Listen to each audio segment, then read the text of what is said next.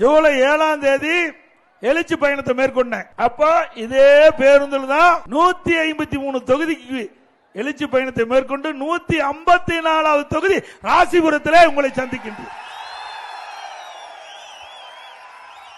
அறிவிச்சவர் திரு தங்கமணி சொன்னதை போல இன்றைக்கு நகரத்துக்குள்ள நுழைந்து இந்த இடம் வரை 1 மணி நேரம் மக்கள் வெள்ளத்தில் நீந்தி வந்து உங்களை சந்தித்தேன்.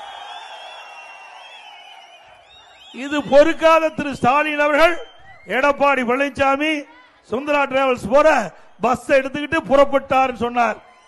திரு ஸ்டாலின் அவர்களே, பஸ் மூலமாக இந்த எழுச்சி பயணத்தை மேற்கொண்டதிலிருந்து உங்களுக்கு தூக்கம் போய்விட்டது.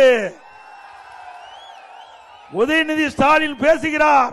பிங்க் கலர் பஸ்ல வந்து என்னை விரட்டிட்டு வந்து முந்தி போவாராம். எந்த பஸ்? Pink colour bus. அது எப்படிப்பட்ட பஸ்?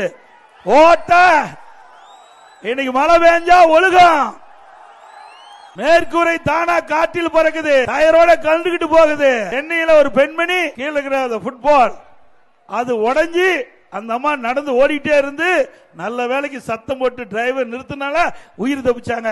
அப்படிப்பட்ட பேருந்துல அவர் பயணம் செஞ்சு விரட்டி நம்ம பிடிக்கிறாராம். திரு உதயநிதி ஸ்டாலின் அவர்களே, 26 இல்ல 31 இல்ல 36 கூட பிங்க் கலர் பஸ் வந்து எங்களுடைய பேருந்த நெருங்க முடியாது. எங்களுடைய பேருந்து ஜெட் வேகத்தில் போயிட்டு இருக்குது.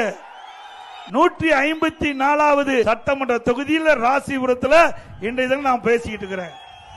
இந்த பிங்க் கலர் பேருந்து என்ன நிலையில் இருக்குதுன்னு கூட தெரியாத நீங்க பேசிட்டு இருக்கிறீங்க. பிங்க் கலர் பேருந்து என்ன கண்டிஷன் இருக்குதோ அதே கண்டிஷன் தான் திமுக கட்சி இருக்குது.